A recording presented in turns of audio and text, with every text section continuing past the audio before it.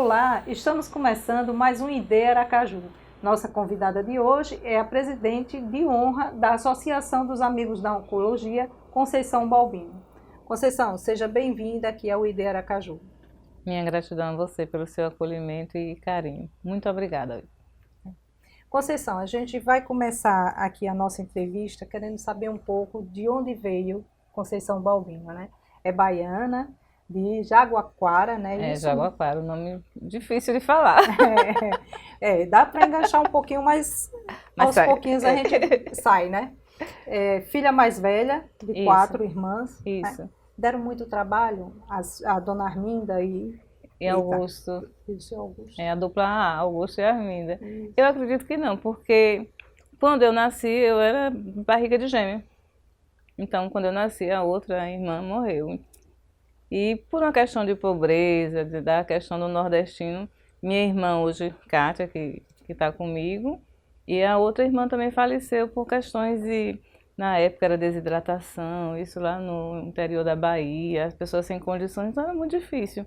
E meu pai era caminhoneiro. Sua irmã, ela faleceu assim, no nascimento? No nascimento, no nascimento. Então não chegou nem a ter essa convivência? Não, convivência nenhuma. Só sei que minha mãe colocou o nome dela de Isabel. É a única coisa que eu sei. E a convivência com Kátia, ainda lá em Jaguaquara?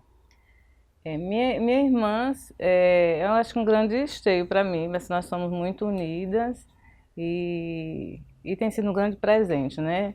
E desde há uns 2 anos que ela descobriu um câncer de mama, é que a gente assim... Irmã é um grande presente. E quando a gente fica com ameaça de perder, ela vira mais presente ainda. Então, nossa família é muito unida. Minha mãe ficou viúva, então muita coisa ficou em cima de mim, da minha responsabilidade. Minha irmã também casou e ficou viúva, então nós somos uma casa assim de mulheres. Que vai tocando... Que vai tocando em frente. Um choque para quem trabalha assim... justamente ajudando pessoas, pacientes com câncer, de repente ter um caso tão próximo. Eu acho que a vida tem testado. Eu tive várias amigas que tiveram câncer, algumas foram vitoriosas. Minha irmã tem sido vitoriosa, graças a Deus. E o ano passado, meu marido descobriu que estava com câncer de próstata. Então, assim, o fato de nós estarmos na luta nos faz refletir de uma forma diferente. Que pode ser comigo, pode ser com a família. E a gente tem que ter aquela força que a gente passa para o outro, a gente tem que começar dentro de casa e conosco mesmo. A gente se pergunta muito quando acontece alguma coisa assim, atemporal, né, conosco, por que comigo, né? E na verdade a gente deveria fazer o inverso, por que não comigo? Isso. Não é? Porque eu sou melhor? Não. Todos estamos aqui, né, e podemos passar por situações difíceis. Isso. Eu sempre... Ana HC, sou uma das voluntárias que ajudou a fundar a nossa instituição, e Ana morreu 1 ano depois do câncer de mama. E ela conversava muito com a gente, ela dizia assim, por que nós estamos numa associação? Por que nós criamos uma associação? Porque nós podíamos ficar em casa, a gente já está com um filho, está com a família organizada, e a gente tinha um incômodo de dar resposta. Mas foi com ela, pode ser comigo, pode ser com qualquer pessoa, e a gente precisa fazer alguma coisa. É lógico que a gente tem a história que o Estado precisa ser mais presente, mas enquanto cidadão, enquanto ser humano, você precisa também se mobilizar. Sair do lugar comum. Sair do lugar comum. Eu acho que a solidariedade precisa de mãos e de pés, e de compromisso, não é só fala. Fala bonita, não paga conta, não coloca comida na mesa. E as pessoas que nos mobilizaram a criar a instituição é porque a gente via no hospital de cirurgia pessoas que vinham do interior de Sergipe e elas passavam mal porque elas vinham muito cedo da sua cidade e não tinham o que comer. Então, a miséria, quando você vê, é diferente. Eu ouvi dizer que fulano caiu de fome. Outra coisa é você ver fulano cair de fome à sua frente. Então, são coisas que... É doloroso. É doloroso e a gente se compromete, né? E participa ali junto. Eu já acompanhei algumas vezes o café da manhã, né, lá no cirurgia.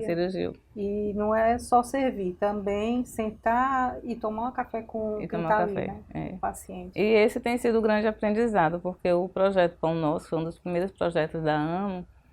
As pacientes faziam assim, Dona Conceição, por que elas não estão comendo com a gente? Porque essa comida não é tão boa? Aí eu reuni as voluntárias e disse assim, gente, esse café feito com tanto amor que vocês traem da casa de vocês precisam também compartilhar outra coisa, que é o afeto e a igualdade. Então vocês precisam se alimentar junto com esses pacientes, com esses acompanhantes. E aí mudou, eu acho que ficou muito mais afetuoso, muito mais solidário.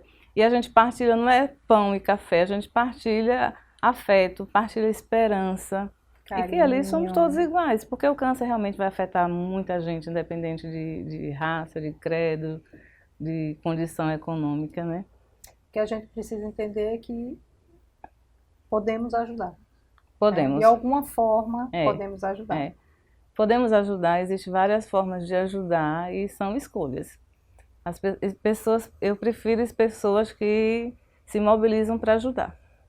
Eu não gosto de pessoas que lamentam, apesar de conviver com algumas. Mas também é necessário, não? É um aprendizado. Para poder até a gente ver que aquele não é um caminho que a gente quer para a gente. É um aprendizado, porque às vezes você tem pessoas que têm muita condição financeira e há um lamento. E há pessoas que não têm aquela condição financeira, que conseguem sobreviver a um câncer e que dá lições de vida, de esperança. E a gente ouve pacientes assim, poxa, desde que eu tive o câncer não é bom, não é legal para ninguém, mas eu consigo entender hoje o nascer do dia. Eu consigo entender e valorizar o abraço, tomar um cafezinho com um vizinho, com um amigo. Então são coisas que a sociedade vai crescendo em termos de evolução, de indústria, de recurso, mas a gente precisa de afeto. Quando a gente está doente, independente que seja rico ou que seja pobre, você precisa saber com quem é que você vai contar, qual é o olhar que vai cuidar de você, qual é a mão que vai tocar na sua. Então isso é o que é importante, é isso que a gente tem visto esses anos todos. E aí isso é o que me mobiliza. Eu sei que essa história é muito bonita, mas agora a gente vai fazer uma pequena pausa e vamos retroceder lá para a infância. Certo. A vinda lá da Bahia para Sergipe, como se deu? Então, nós chegamos em Sergipe por Lagarto. Por Lagarto, né? Que hoje meu filho mora em Lagarto, retornou a Lagarto. Então, nós viemos para Lagarto, depois a gente veio para Aracaju, moramos no Siqueira Campos, estudei no Colégio Dom Fernando, né? Tem uma formação assim católica muito presente, né? Acho que hoje todo mundo na família ficou devota de Santa Terezinha. Estudei também um pouco no Senhor do Bonfim e depois eu fui para o Ateneu. Senhor do Bonfim, me lembrei agora, como era mesmo o nome da diretora? Dona Edneuza. É isso. Que a gente dizia bem assim, Dona Edneuza tem a linha militar. Isso. Então veja a minha formação. Eu saí de um colégio de freiras, que era o Instituto Dom Fernando Gomes. Depois eu fui para o Senhor do Bonfim, que a professora Edneuza ela tinha uma linha militar de formação. E depois eu fui para o Ateneu com, na época era o diretor Leão Magno Brasil. Que eram linhas bem disciplinadoras mesmo. Bem disciplinadas. Eu peguei também professor Leão, que né? Ele substituiu Maria da Glória, que era muito rigorosa. Isso, né? Eu estudei com a professora Maria da Glória Geografia. Isso. Mas ela fez você fazer e refazer muito o mapa, porque disse que se você errasse um tracinho, ela mandava refazer. Eu gosto muito de geografia, acho que com a professora Maria da Glória eu gostei mais ainda. Ela conseguia dizer as regiões do Brasil como se estivesse no centro da cidade de Aracaju, isso é uma coisa que me encantava. Eu sempre gostei muito de história, de geografia, mas para as questões, não tanto matemática, mas assim, geografia, história, o português, então eu gostava muito. Então eram coisas que eu gostava da aula dela, então sempre me encantou. Mas ela era bastante exigente, né? Mas foi uma pessoa que inspirou? A professora Maria da Glória me inspirou. O professor Evaldo, que era o professor da orientação pedagógica também. E eu tinha um dilema, se eu ia fazer engenharia, se eu ia fazer jornalismo ou se eu ia fazer arquitetura. Nunca pensei em fazer serviço social. E por que, que eu fui fazer serviço social? E aí, eu falei assim, não, jornalismo não existe aqui em Sergipe. Eu escutei isso quando eu comecei. Tá vendo? Então, jornalismo não, Conceição. Aí eu disse, poxa, arquitetura também não existe. Engenharia, você não é muito boa de cálculos. Como é que você... Eu disse, mas eu adoro construção. Aí a professora dizia assim, gostar de construção é uma coisa e fazer construção é outra. E aí ele conversou comigo, né, com a a sabedoria dele, ele disse bem assim, Conceição, você vai ser uma boa assistente social, faça o vestibular para serviço social. Aí eu disse, professor, vou fazer. Deu certo. Deu certo. Aí eu fiz, passei. E tinham colegas que estavam se preparando para fazer serviço social e não passaram. Eu disse, como é que você conseguiu? O professor disse que eu ia ser uma boa assistente social. Eu acreditei nisso e passei. Aos 17 anos eu estava na Universidade Federal do Sergipe. Se não fosse assistente social, ia seguir jornalismo, arquitetura? Qual teria mais afinamento ali? Eu gosto muito do jornalismo, mas eu penso que eu poderia fazer pedagogia, que é uma das coisas que eu mais admiro. Eu acho que a pedagogia ela tem uma grande sabedoria de conduzir os outros profissionais, de pensar os processos. E o processo de conhecimento ele vai capacitar todos os outros profissionais. E eu sou encantada com os métodos de pedagogia também. Muito bem. Veja só, aqui não é só a gente que fala, a gente também escuta, né? A gente vai ouvir agora o depoimento da amiga Vera Lúcia sobre Conceição Balbino. Vamos? Para mim, Conceição é uma grande inspiração, principalmente como gestora. Para mim, ela é minha coach, mentor, entendeu? Toda a minha bagagem profissional deve-se a ela, entendeu? Que combinando a minha parte pessoal, né?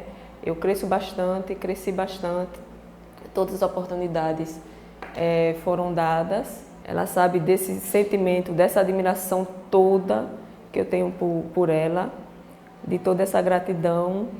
Mas uma coisa que a gente aprendeu com o tempo, até com a dor, é que a gente tem que falar às pessoas o quanto ama aquelas pessoas. Eu amo muito, te amo muito, Conceição, nunca lhe disse, minha amiga. Foi fundada em 96, eu adentrei em 97. E que para uma ONG, principalmente em Sergipe, não é uma coisa fácil. Era para ser só voluntários. Então ela já teve essa visão antes. Resolveram contratar uma funcionária, porque o voluntário ele não pode estar aqui todos os dias. Então ela já teve essa visão e foi empreendendo. Então, gerir uma empresa como a AMO não é fácil. Hoje em dia a AMO tem o fator de empregar as pessoas, de ajudar a sociedade. Para manter isso aqui tem que ter muita criatividade.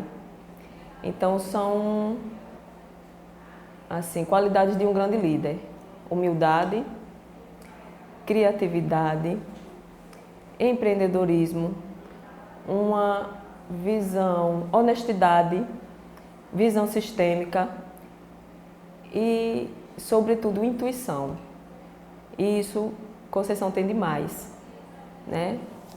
E aí eu posso finalizar dizendo assim que Deus coloca anjos na vida da gente, né? E Conceição é meu anjo, ok? Só isso. Beijo, companheira, no seu coração. Que responsabilidade. Tá vendo? Que responsabilidade, né? Responsabilidade. Mas eu também acredito que Deus coloca anjos, né, na vida da gente, né? Como ela está dizendo aí. Qual o lado de Conceição, assim, que ela reuniu qualidades, né? Sabedoria, criatividade. Qual lado desenvolve mais? Tem um equilíbrio?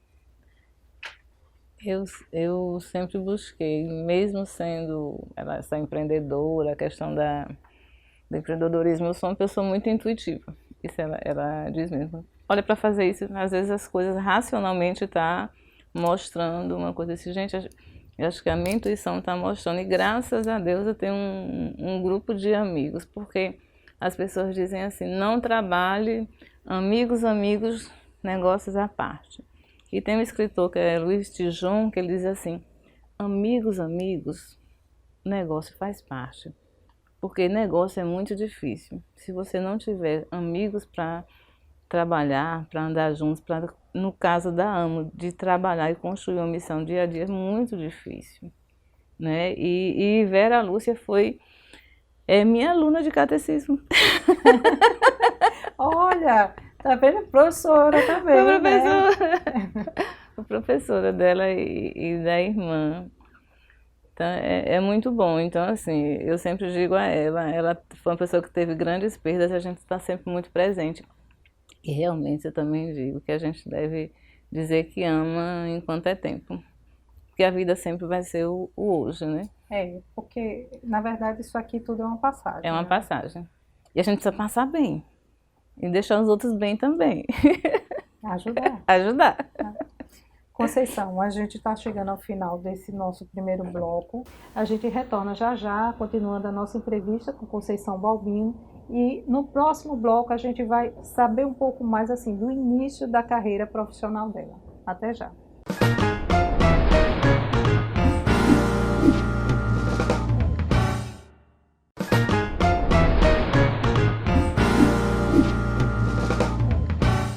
Estamos de volta com o ID Aracaju, continuando aqui o nosso bate-papo com Conceição Balbino, e agora nós vamos procurar saber, né, um pouco mais sobre o início profissional dela como assistente social. Conceição, como foi o início, assim, começou a trabalhar como assistente social aonde? Eu sou uma das pessoas que não comecei a trabalhar logo na minha profissão. Eu passei alguns anos no comércio, e comecei, depois de 4 anos desempregada, trabalhando em outra área, como secretária de uma agência de seguros, eu fui trabalhar no hospital de cirurgia. Então, eu estou há quase 30 anos no hospital de cirurgia como assistente social. E tem sido um grande aprendizado. Eu entrei no hospital de cirurgia como um grande hospital do estado, filantrópico, onde nós tínhamos mais de 500 leitos. Então, nós tínhamos uma demanda enorme. E era o único local, na verdade, que atendia assim, a população mais carente mesmo. Sim, né? Então, e eram grandes desafios, né, com pronto-socorro. Então, o hospital com pronto-socorro, a gente vê hoje o uso e a dificuldade de gerenciar urgência, porta aberta, uma oncologia enorme, com pessoas que eram deixadas lá, elas ficavam muito tempo dentro do hospital. Uma pediatria que nós tínhamos 100 leitos de pediatria. Deu para ver muita coisa lá dentro, então? Deu, e eu comecei na urgência, no pronto-socorro.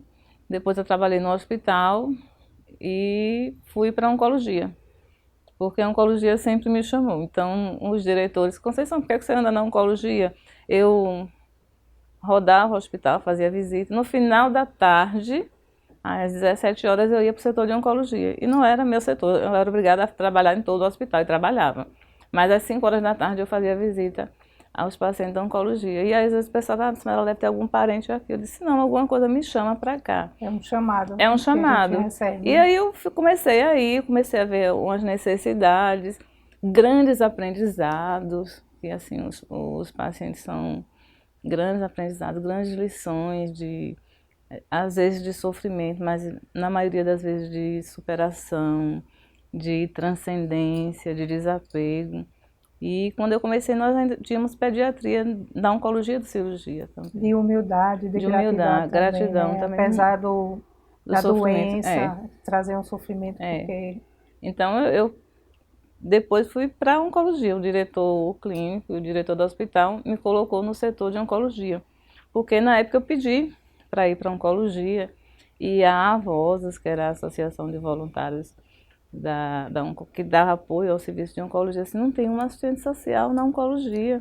E eu fazia o lobby. É tão necessário. Né? Eu fazia assim, chama o assistente social para lá. Quem é que vai, Conceição? Eu vou para a oncologia. Então eu fui trabalhar no ambulatório.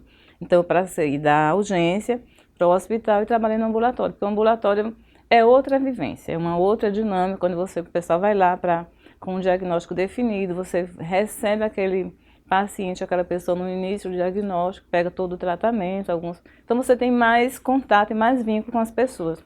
Então, cada área de saúde, ela tem um desafio muito grande. A urgência é um imediatismo, aquela angústia de dar resposta. O hospital, você tem um tempo, a pessoa entra, mas sai. E a oncologia, o ambulatório é uma coisa... É só um início. É só um início. Aí vem todo Diagnóstico, exame, tratamento, acompanhamento. Acompanhamento. E aí eu depois passei no concurso para Secretaria de Saúde e aí eu saí do ambulatório de oncologia, onde eu também era coordenadora, voltei para o hospital e no turno da manhã eu estou na Saúde Trabalhador, que é o Centro de Referência Regional em Saúde Trabalhador, que também é um grande desafio e acho que é um novo amor que eu tenho, que é a Saúde Trabalhador. E condição de ajudar também pessoas lá? Todo lugar onde a gente está, a gente pode fazer alguma coisa, principalmente na área de saúde, né? A saúde do trabalhador dentro do SUS é um desafio, porque a gente quer que as pessoas trabalhem, mas a gente não quer que as pessoas adoeçam por aquele trabalho, né? E a gente vê grandes adoecimentos, adoecimentos com a questão mental, que a gente vê da pressão, essa crise econômica, então, e uma coisa vai batendo na outra. E aí você vai descobrindo alguns protocolos que também têm a ver com oncologia e a questão do trabalho. A gente vai pensar, por exemplo, quais são os agravos ou os adoecimentos que alguns profissionais, alguns trabalhadores podem desenvolver daquela ocupação. Então isso vai ajudando a gente criar protocolos. Nós temos protocolos em saúde do trabalhador e nós temos também ações de prevenção. Então, a partir desses protocolos já pré-definidos, pode-se criar a prevenção. A prevenção. Né? Para não deixar agravar. Não deixar agravar. Ele tem um trabalho muito de intuição e também de logística, talvez científica. Sim, sim. Vigilância, porque cada caso, um acidente, um acidente fatal, ele vai chamar a atenção da saúde pública e da saúde do trabalhador, assim, por que aquele trabalhador adoeceu naquela função? Por que aquele trabalhador morreu desempenhando uma função? Então a gente vê um número grande de acidentes e de óbitos do trajeto de casa para o trabalho. O número de acidentes de trânsito, que às vezes não é só trânsito, são acidentes de trabalho, né?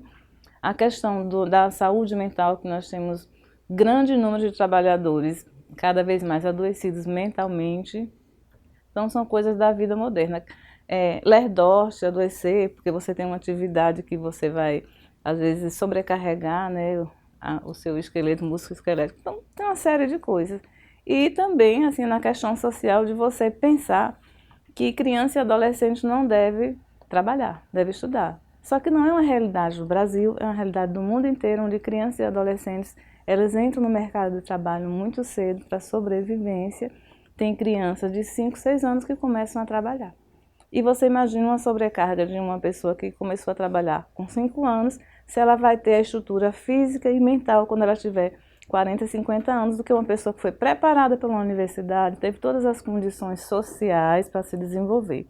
Então são sofrimentos que chegam para nós, né? Começou cedo, então tem uma sobrecarga muito grande. E essa sobrecarga, falando de doenças relacionadas ao trabalho, é muito mais na parte física ou muito mais na parte mental? Já foi feita essa balança? Quando a gente conversa assim, com os trabalhadores, a gente diz assim, que é impossível separar a cabeça. Impossível. Então, para onde você vai, sua cabeça vai. Pode parecer óbvio. Então, quando você faz uma atividade física do seu trabalho, você está se concentrando, você está digitando, você tem a exigência do seu corpo. Mas a sua mente trabalha para você dar uma resposta ao seu trabalho, à sua demanda. Então, é impossível. E quanto mais existem demandas ou pressões para que você produza, sua mente também vai ficar cansada. E fora que hoje nós temos as mídias que fazem com que você trabalhe além do seu horário. Não é verdade?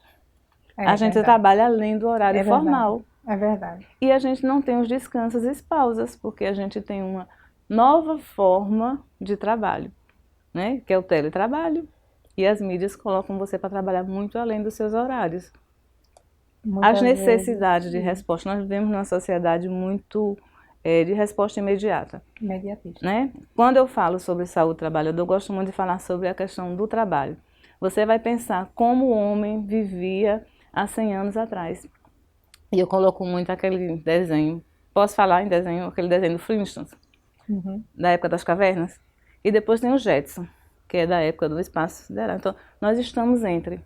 Só que entre um e outro, e a gente não se preparou. Só que cada forma de organização social do trabalho, ela vai afetar também a forma de se relacionar, seja de família. As famílias estão cada vez se reunindo menos, elas estão muito mais ausentes, porque elas precisam sobreviver.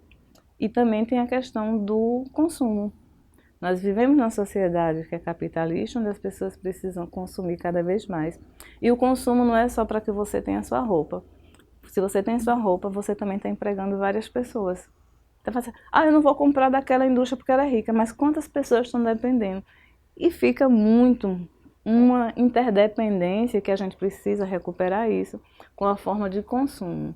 Então, o trabalhador ele não está dissociado. O trabalhador que está lá no campo, ele vai ser afetado pela questão do capital, porque as pessoas vão exigir que ele consuma cada vez mais veneno, né?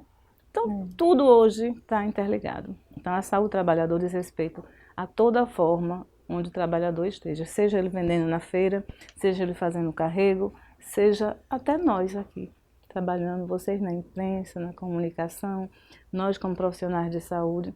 Então, cada ocupação, cada forma de trabalho, ela vai ter uma necessidade, uma demanda, ela vai ter a dor e a delícia de ser o que é. Mas a gente precisa ter muito cuidado para que não seja mais dor. Porque toda a nossa sociedade ela só é desenvolvida através do trabalho. Tudo que nós temos hoje é através do trabalho. Mas a gente está revertendo. É o trabalho em cima de tudo. Então, o trabalho aqui, a gente pode fazer o trabalho, como diz Karl Marx, mas o trabalho também nos faz.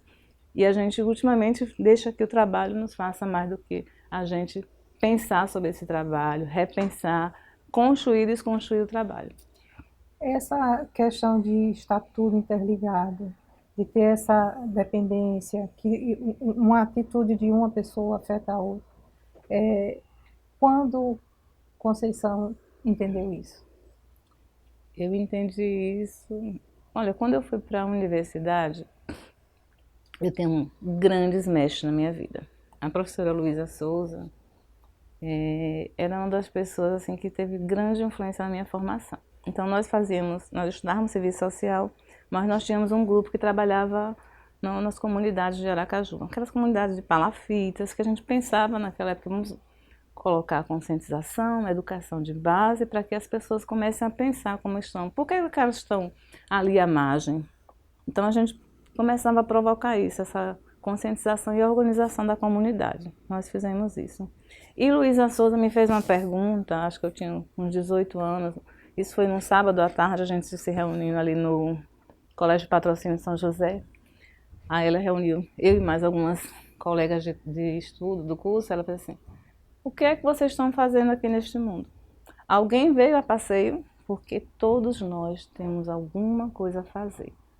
E nós somos assistentes sociais não para salvar o mundo, mas a gente tem alguma coisa a cumprir aqui. Então, eu acho que daquele dia em diante, eu entendi que não existe nada dissociado. E que tudo que eu faço vai ter consequência. Por isso que eu tenho que pensar muito nas escolhas, né? Mãe diz um ditado lá na Bahia que diz assim, quem bem fizer, para si é. É mais ou menos isso. E o que inspirou, assim, Conceição, foi a partir daquele momento de sempre ajudar o próximo, né, de se envolver, é fé, é devoção, é religiosidade? Eu sou uma pessoa intuitiva, sou uma pessoa que foi criada na Igreja Católica.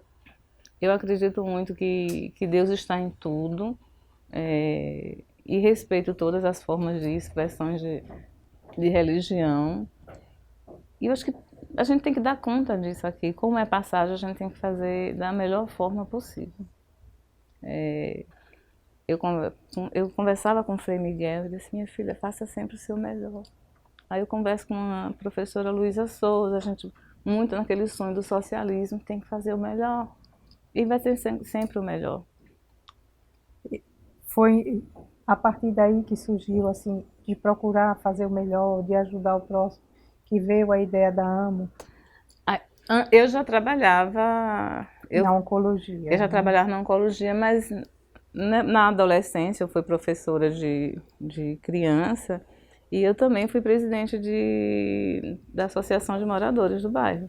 Então, esse bichinho do coletivo não é... Tá desde lá. Tá desde lá, tá desde lá. porque eu me lembro que o presidente da associação, que é Dantas, né, é uma referência também, que eles jogavam capoeira, tinha associação, e eu vi algumas coisas que estavam me incomodando. E aí é que está a história da mobilização. Aí eu fui lá e conversei com ele, eu disse assim, Dantas, tem algumas coisas aqui que na associação eu gostaria... Ele olhou para mim e disse assim, faça. Entendeu a história? Então aqui. Está incomodando, mas qual é a sua sugestão? O que é que você quer fazer? O que é que você quer fazer? Então eu fui pensar e de repente a gente se mobilizou. Primeiro nós começamos com um grupo de jovens, que era o União Jovem do Conjunto Tiradentes. Depois que a comunidade viu que a gente estava organizado, e aí nós passamos também depois para ser a associação de bairro.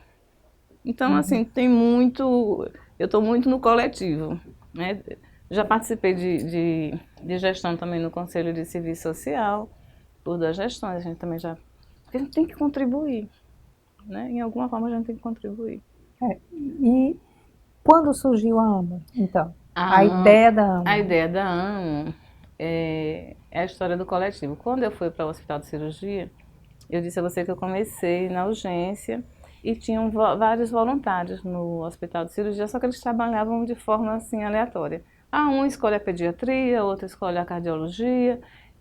E aí eu fui conversar com a direção. Eu disse, eu quero trabalhar com esses voluntários. A Conceição disse, minha gente, eu venho de uma unidade de saúde, fiz estágio no Bugio, no Lauro Dantas. Então eu gosto muito dessa comunidade de trabalhar com escola, com igreja, com idosos. Então sempre fui para essa área. Mas no Hospital de Cirurgia, você vai assistente social trabalhar com voluntários, organizar o quê? Que já tem tanta coisa para fazer, mas eu quero trabalhar com esse grupo. E aí eu comecei a chamar as pessoas que eu encontrava nas enfermarias para reunião. Doutor Oswaldo, a carteira é sua, mas eu quero que esses voluntários fiquem com o serviço social. E aí eu comecei a organizar por área. Fulano vai para a cardiologia, o grupo tal vai para a pediatria. Inclusive, assim, perdi alguns voluntários porque adotaram as crianças, mas aí foi ótimo, porque as crianças ficaram com pai e mãe. E começamos a organizar o hospital dessa forma. E já tinha avós que estavam na oncologia, e nós fomos dividindo várias áreas, cada área tinha um grupo. E no cirurgia, não sei se hoje os hospitais são assim, os grupos religiosos, eles se organizam muito para fazer visita. Aí eu fazia assim, concordo, você vai fazer visita, mas a gente precisa de mais. Eu quero que vocês assumam essa área. A neuro vai precisar de voluntário para tomar conta das crianças. Então foi dividindo dessa forma. E aí, acho que em 94, 96, a Avós, que já estava organizada, que era responsável pela oncologia, porque todos os outros voluntários ficavam nas outras áreas. A oncologia era a Avós. E a Avós foi chamada para criar o Centro de Oncologia do USE, do hospital, na época o Hospital João Alves. E aí, os médicos da oncologia, Conceição, como é que vão ficar os pacientes que vão ser tratados aqui?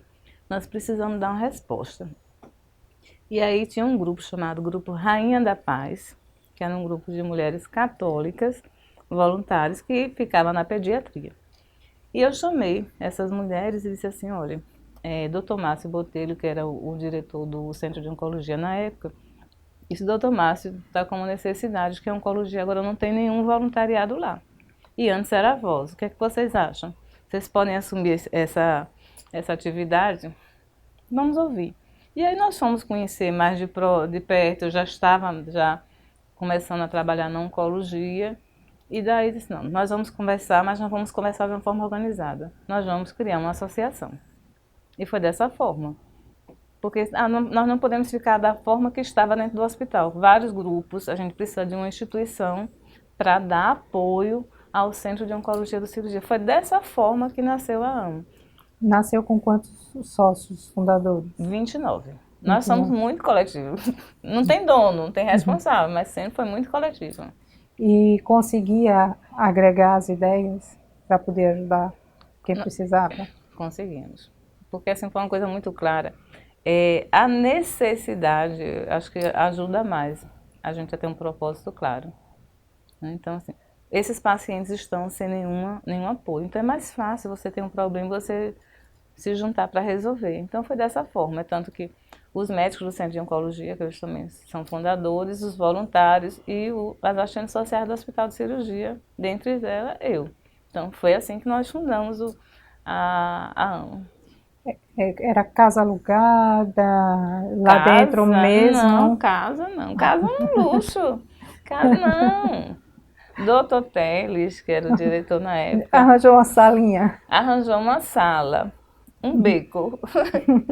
Dentro do ambulatório de oncologia tinha um corredor. Eles, Conceição, não tem um espaço, eu não posso tirar um consultório para fazer uma sala, então vai ser um beco. E nós começamos a organizar esse beco e colocamos o nome deste bequinho chamado Cantinho das Violetas. Então nós inauguramos, colocamos brinquedoteca e aí a associação começou a despachar dentro do Centro de Oncologia. Que Vera Lúcia foi a primeira funcionária.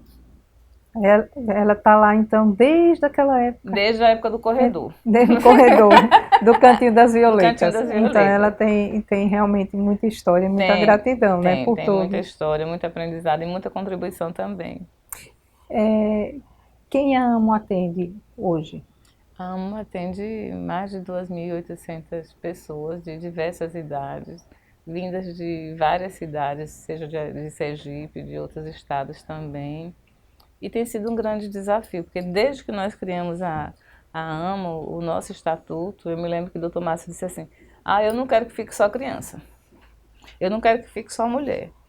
E eu disse assim, mas vai ser um desafio muito maior ter essa porta aberta. Ele disse assim, não, pacientes com câncer que façam tratamento pelo SUS, que sejam dependentes do SUS, né? Se for plano de saúde, a gente não vai receber, porque a gente não tem condições. Mas desde o início, e a gente tem até uma brincadeira lá na instituição, assim, de 0 a 100 pode chegar. E a gente fala assim, mas as pessoas estão envelhecendo mais. Se chegar com 101, eu disse, a porta está aberta. Qual estado, assim, esse tempo todo que Conceição, né, fundadora da AMO, qual foi o estado mais distante, assim, que veio pessoas que teve o apoio da AMO para fazer Paraíba, o tratamento aqui? Na Paraíba. Na Paraíba. Mas capital, sertão? Do sertão. Era mãe de mãe, né, que ela ficou curada, graças a Deus, de um colega nosso. E ele dizia assim, mas Sergipe está muito ruim. Ele falou assim, vocês são, tá pior lá. A gente pode trazer, ele traga. Então ajudar mesmo. Está precisando, a gente dá uma ajeitadinha aqui, parte o pão. Parte o pão. Né? Divide o café. Eu gosto do desafio de ter uma fila. Se nós começamos com 8 camas na casa de apoio, quando a gente começou a ter mais 30 pessoas esperando, tá bom, agora já tá para a gente crescer mais, porque a gente tem a obrigação de crescer. Conceição, graças a Deus a AMO está aí, né, contando história, ajudando muita gente. Quais foram as funções que Conceição já passou lá dentro da AMO?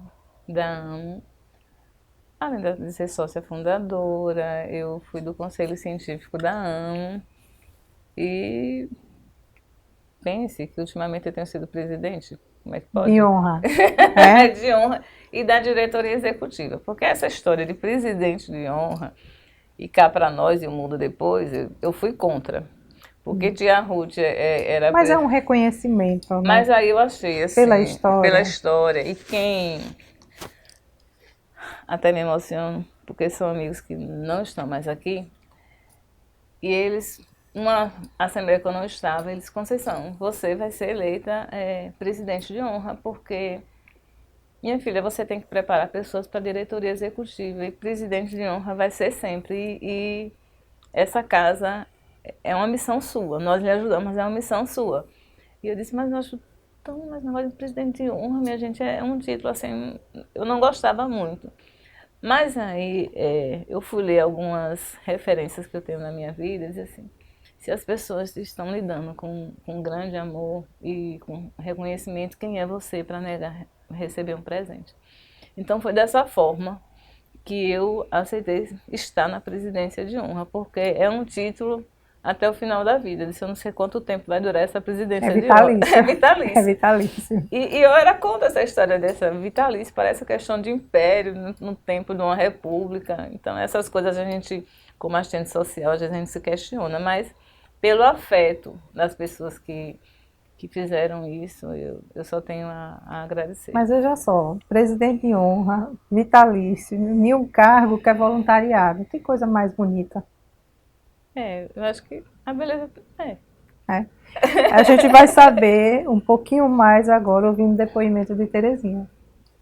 A número 1. Isso. Conceição, é difícil dizer à senhora as qualidades dela, porque ela é uma pessoa que eu pelo menos, há muitos anos, há mais de 26 anos que eu conheço Conceição, acho ela uma pessoa completa, sabe? Uma pessoa que se doa realmente, todas as decisões delas, assim, eu disse a ela que eu sou eleitora de cabeça, porque quando ela é eleita, eu digo, nem vou fazer campanha, porque você já está eleita, não se preocupe, porque a seriedade, isso numa entidade é muito importante, a gente trabalhar com alguém do tipo de Conceição, que merece crédito. Não somente para nós, como os voluntários que julgamos, mas como as pessoas que têm a oportunidade de conhecê-la. Então, a gente, assim, agradece a toda a empresa, sempre dá muito apoio a gente, assim, porque vê realmente que o trabalho não é um trabalho de brincadeira. E quantas pessoas que chegam aqui do interior, a senhora vê, e todas ficam felizes com o acolhimento, não somente da diretoria, como de todas as voluntárias que participam aqui, dando carinho, dando atenção, nada lhe faltando. Infeliz de quem precisa e feliz de quem encontra um local deste para ficar, né? E justamente a senhora viu que todas aqui, as voluntárias, se doam totalmente, né? E é o caso de Conceição. Eita, Dona Terezinha. Tá vendo? Dona Terezinha, eu chamo Dona Terezinha de número 1. Por quê? Porque foi com ela que a gente começou o grupo Rainha da Paz.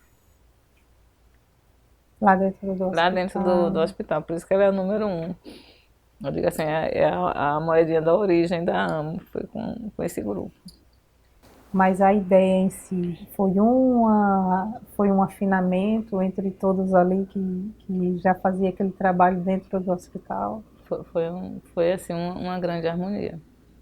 Porque a oncologia sempre sensibilizou muito os outros voluntários. E como tinha avós, ninguém estava resolvido, a assistência está com avós.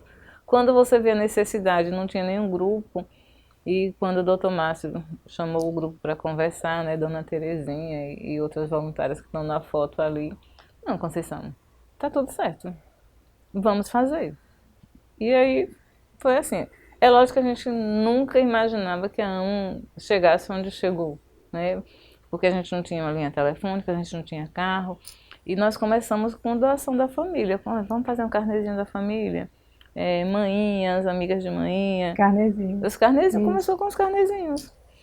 Laranja, era lá do sítio de Seu Silva, vamos trazer o café da manhã, cada um traz da sua casa. Bazar. Bazar, então, a gente fez muito.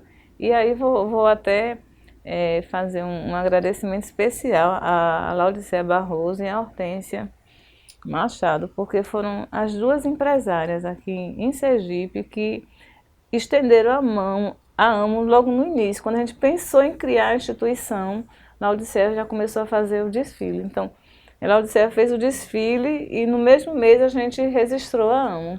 Então, a gente sempre teve muito apoio de pessoas muito sérias, muito honestas e muito envolvidas com as causas sociais. Então, a gente pode dizer que missão dada foi missão assumida e missão tocada para frente. Tocada para frente, porque cumprida, né? Cumprida, é por isso. Não, ainda tem um caminho longo aí, já que o trabalho é contínuo, né? Que Deus nos dê sabedoria e humildade. Amém. Estamos chegando ao final do nosso segundo bloco do programa de Aracaju de hoje. Já já a gente retorna com Conceição Balbino.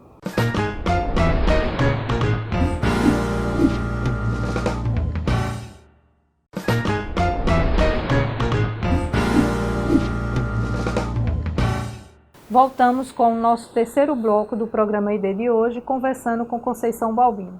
Conceição, a gente retorna agora nesse terceiro e último bloco nosso, querendo saber um pouco mais agora da AMO, tá?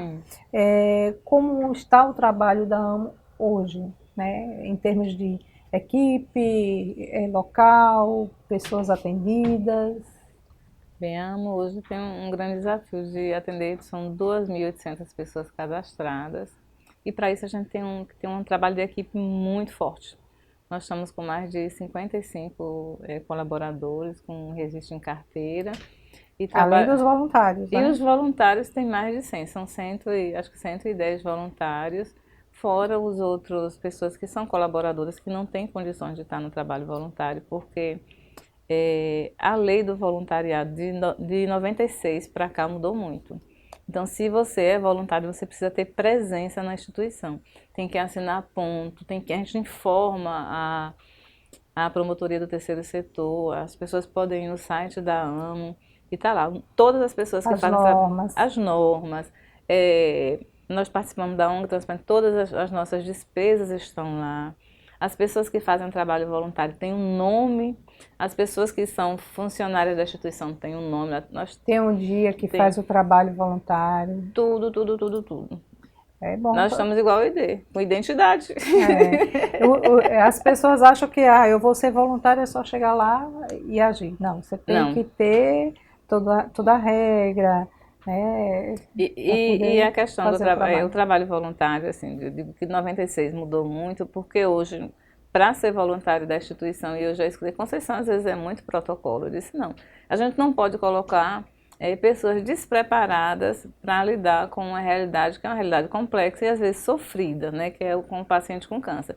Então as pessoas, elas passam pelo serviço de psicologia, elas vão ver se realmente ela tem condição de estar em contato com os pacientes ou numa área mais administrativa, para que a gente aproveite o talento da pessoa. Além da vontade, disciplina, tem que ter o talento certo para que as pessoas possam desenvolver seu trabalho. E com prazer, né? E com prazer. Se você aproveita aquilo que a pessoa já tem talento, ela acaba desenvolvendo melhor e sente o prazer de fazer o trabalho, né? Isso é verdade. E tem alguns profissionais de saúde ou alguns religiosos assim, vá fazer o trabalho voluntário, porque o seu problema não é nada, você precisa ver pessoas que têm problemas mais difíceis. Não digam isso. Não digam isso. Porque cada um vai receber o seu chamado do trabalho voluntário, às vezes numa área ambiental, com criança, com oncologia, e as pessoas precisam estar preparadas para aquela realidade. Então as pessoas precisam estar ali. Eu sempre digo que o propósito te chama. Então as pessoas que estão lá foram chamadas pelo propósito, que é ajudar pacientes com câncer.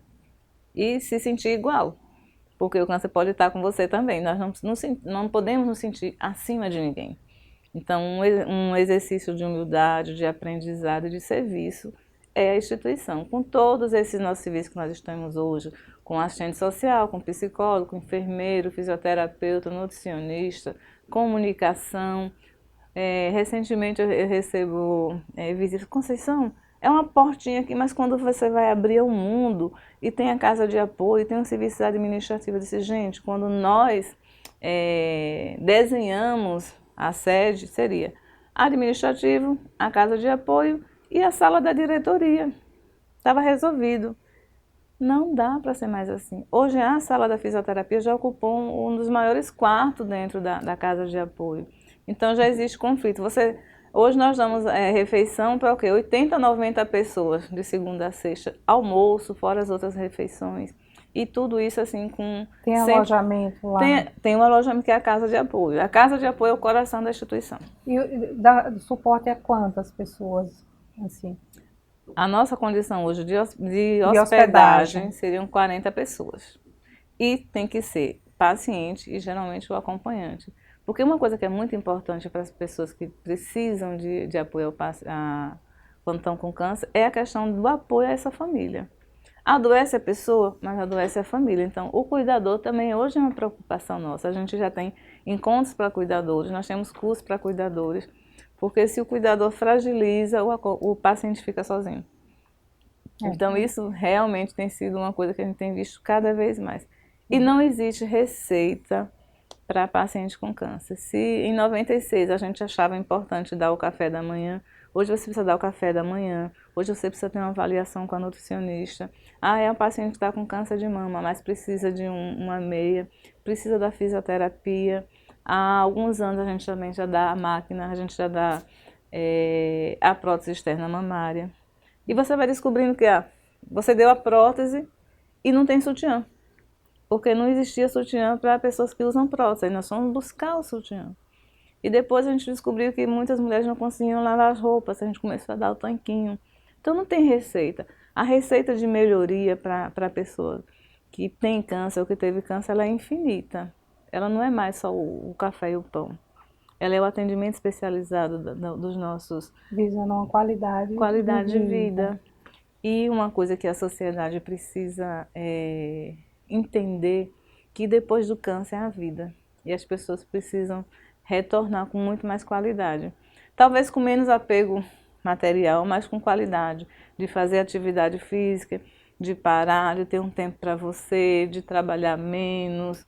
Então tudo isso eu escuto das pacientes, quando elas conseguem sair do câncer, vencer o câncer, mas elas vão ficar com sequelas, elas precisam ter acompanhamento, e vai ser acompanhamento por muito tempo. E a sociedade ainda não está preparada para o câncer, numa situação mais aguda, e também não está preparada para a qualidade de vida das pessoas que tiveram câncer. O pós-câncer também é uma questão de sustentabilidade. Essas pessoas que já passaram por lá, né, para ser ajudadas, sim, se tornaram voluntárias? Algumas se tornaram voluntárias e na maioria se tornaram colaboradoras. A capacidade hoje de 40 acomodações dá conta? Não, não dá conta. Não dá conta porque o refeitório era para 60, a gente já tem dias que está dando 90. Então o espaço é totalmente insuficiente. A nossa recepção é a recepção e a garagem. Então a gente monta tudo de manhã, quando chega no final do dia a gente desmonta para guardar os carros. E hoje, quem colabora com a AMO para manter a AMO? Nós temos mais de 20 mil colaboradores do telemarketing, e o telemarketing é o responsável pela sustentabilidade. Então assim, as pessoas doam 10, 15 reais, é pouco. Mas vai juntando. Mas acredite que a fidelidade dessas pessoas que doam através do telemarketing é que mantém a instituição. Porque a AMO vive 99% dessa captação. Às vezes tem ali uma empresa ou outra que faz uma campanha e faz uma doação mais volumosa, aí dá para dar uma ampliadazinha, uma reforma, sim. Chega um carro, né? Aí são coisas sensacionais, são aqueles presentes. Foi uma Ducati que a gente conseguiu, são campanhas, são gincanas, agrega. Mas o desafio de estar no terceiro setor é a sustentabilidade. É tanto que quando nós começamos a campanha para construir a casa de apoio mesmo e dar mais condição para consultórios dentro da sede, a gente disse, nós vamos ter que ter um recurso para sustentabilidade e desse recurso a gente vai ter que ter uma mobilização, que são campanhas para a construção. Então o dinheiro da construção é um e o dinheiro da sustentabilidade é outro, porque a pessoa que está precisando de fralda, de medicamento, de suplemento, ela não vai esperar. E cada projeto que a gente tem são projetos caros. Nós temos um projeto chamado Projeto Cativar. Esse projeto é para as pessoas que foram classificadas no serviço de saúde como pessoas em cuidados paliativos. E exige muito mais recurso financeiro, existe muito mais recurso emocional da equipe. E a gente precisa estar muito presente. E é uma hora que a gente não pode faltar. A gente tem que estar junto mesmo. Então, são os desafios da sustentabilidade do terceiro setor. E aí cada pessoa que doa através do telemarketing, ele pode ter certeza que ele é um financiador da qualidade de vida de um paciente com câncer. Então Deus abençoe a todos eles, né? E que venham mais, né? Deus abençoe infinitamente o doador e sua família. Hoje a gente sabe que a AMO tem mais de 2.800 pessoas cadastradas, não é isso? Cerca de 90 refeições por dia. De almoço. De almoço. E café. Café, lanche, são 6 refeições diárias. Eu estou colocando o almoço, porque o almoço as pessoas vêm às vezes para fazer consulta, tem mais. Mas são 6 refeições diárias. capacidade de acomodação de 40 pessoas. Isso. Qual os projetos assim para o próximo ano? Que Conceição está vendo que a necessidade dos pacientes, de quem procura lá, né, ajuda, as necessidades e que vem projetando já para o próximo ano para a AMO? Eu acredito que a gente necessite começar a obra, porque começando a obra a gente vai ter mais qualidade nos espaços da própria sede. Porque hoje nós contamos também com a parceria do Centro de Criatividade. Aí você pensa, Centro de Criatividade para a AMO, nós temos usuárias, nossas pacientes, que vão fazer atividade de educação física e dança no Centro de Criatividade, porque nós não temos mais esse espaço lá dentro. A fisioterapia, quando faz atividade coletiva, ela desce para o refeitório. Então, todo o espaço lá é sempre multi-espaço. Então, fazendo isso... multi-espaço e aproveitando cada pedacinho, E aproveitando, né? cada pedacinho. Essa qualidade, acho que é muito importante. E a da gente ter mais condições de alguns projetos se desenvolverem. Esse projeto que a gente tem com as usuárias da atividade física tem sido um desafio, ele é inovador, tem dado muita qualidade de vida a essas usuárias, tanto durante o tratamento como depois que encerra esse tratamento. Tem dado fortalecimento da autoestima dessas mulheres, isso é muito bom. Então tem esse projeto, tem o projeto de navegação de pacientes, que é um projeto muito importante, que teve o financiamento, encerrou esse financiamento, esse ano a gente está buscando financiamento novamente, que é um projeto que veio com uma experiência americana, que é um projeto navegação para você navegar dentro do sistema e derrubar barreiras. E nosso sistema, seja um sistema de saúde, de previdência e de assistência, ela tem muitas barreiras, principalmente quando as pessoas estão em situação de vulnerabilidade. Situação de vulnerabilidade e também que não tem o conhecimento de fato da causa, né? Não tem o conhecimento da causa. Você imagina nós que somos um pouco entendidas. Quando a gente se sente numa situação de fragilidade, de adoecimento, de ameaça da vida, todos os nossos conhecimentos parece que vão por água abaixo. Por água abaixo. Não é nada. Não é nada. Não é nada, é um grãozinho. É um grãozinho. Você imagina uma pessoa que não tem esse acesso, que não tem essa condição, então ela vai ficar muito mais desesperada, vai ficar muito mais fragilizada. Então essa rede social que a gente conseguiu descobrir e organizar através do projeto Navegação tem sido muito bom. O projeto Cativar é um projeto que precisa ser mais fortalecido. E nós temos projetos mesmo de atividade do Tô Te Esperando, é um projeto de acolhimento, e a gente tem espaço adequado para que essas pessoas sejam acolhidas. Então os espaços estão pequenos, se a gente tiver mais espaço. Agora em setembro nós tivemos 45 casos novos. Então assim, por mês tem crescido muito o número de casos novos. Então isso é uma coisa que a gente vai ter grandes desafios de sustentabilidade. Porque a cada 45 já houve 30 do mês passado, 2 ou 3 óbitos, mas aquele paciente que ficou em cuidado paliativo, ele teve um custo financeiro para a instituição também grande. E a gente não pode faltar. Nem no começo do tratamento, nem no final, nem na alta e nem na... Tem que dar um jeito. Tem que dar um jeito. Tem que dar um jeito e auxiliar, né? E auxiliar. Conceição, esse trabalho da AMO, por esse trabalho desenvolvido por você, por todos da AMO, você já recebeu alguns reconhecimentos de entidades, de órgãos públicos. Você lembra algum assim que marcou você? Acho que todos me marcam porque vêm de categorias ou de grupos sociais muito significativos. Um dos primeiros que eu recebi foi o troféu Núbia Marques.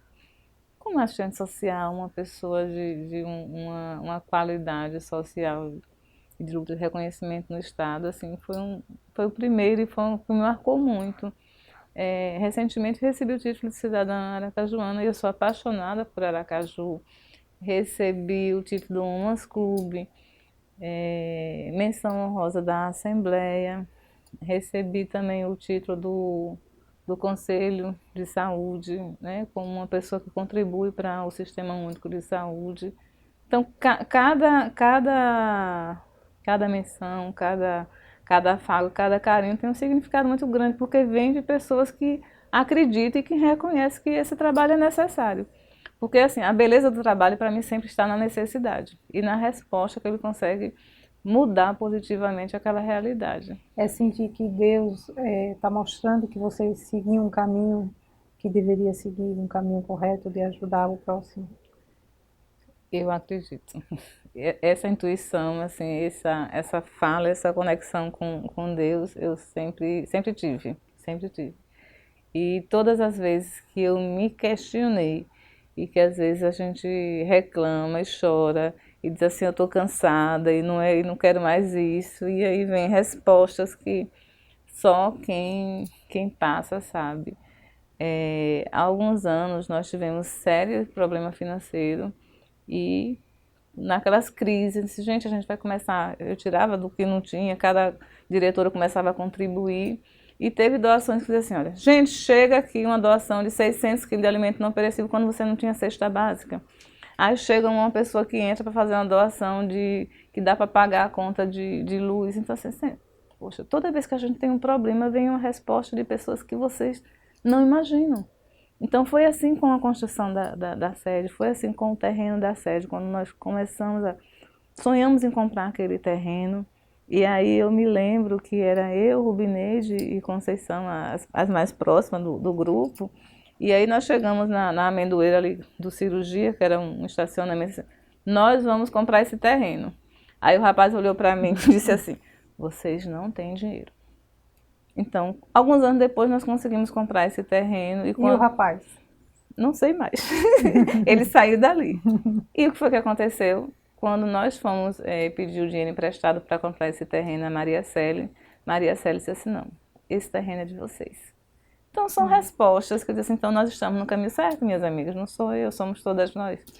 Eu escutava sempre uma amiga dizer assim, olha, o não a gente já tem. Isso. Se o sim chegar, a gente está no lucro. Está no lucro, né? Então a gente consegue avançar com os projetos. Sim, né? É verdade. Conceição, com todo esse trabalho voluntariado, trabalho no hospital, depois lá na prefeitura, como conciliar com a família? O filho reclamava atenção quando era criança, o marido? Eles sempre reclamaram, não vou dizer que não reclamaram.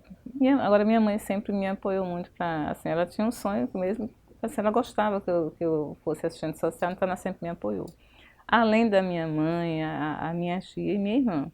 Então foram os 3 pilares para que eu me ausentasse muito de casa. E uma vez ficavam ali cuidando do filho, ajeitando as coisas da casa. Tudo. Então, eu, na questão de dona de casa, eu sou realmente ausente. E eu não sou uma dona de casa.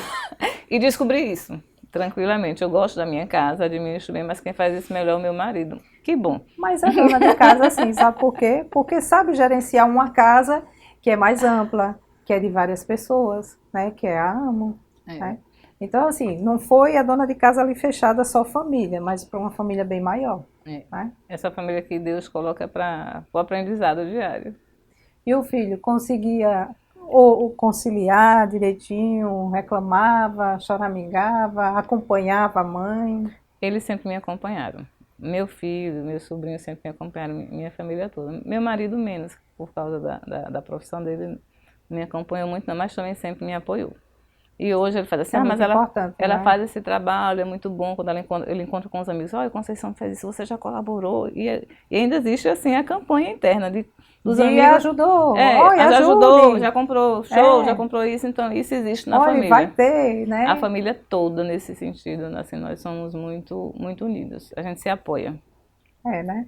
A gente vai agora ouvir, encerrando, né? A gente está quase no finalzinho da nossa entrevista, a gente vai ouvir o depoimento da última pessoa, que é o seu filho. Apesar de não mais residir com ela, eu sinto o mesmo cuidado e afeto em todas as palavras ditas e atitudes realizadas. Isso porque ela consegue se fazer presente em todos os momentos da minha vida. Eu só tenho a agradecer por tudo que ela fez comigo, pelo que ela faz com meu filho, pela minha esposa. Obrigado por ser essa mulher inspiradora, esse exemplo de mãe e essa excelente avó. Obrigado por tudo. Você faz a diferença. Ah, que fofo. Carequinha. Tá vendo? Reconhecido pelo filho. Pode ter sentido a ausência na infância, mas hoje ele entende que a mãe dele faz toda a diferença. Que bom. É uma responsabilidade grande, né?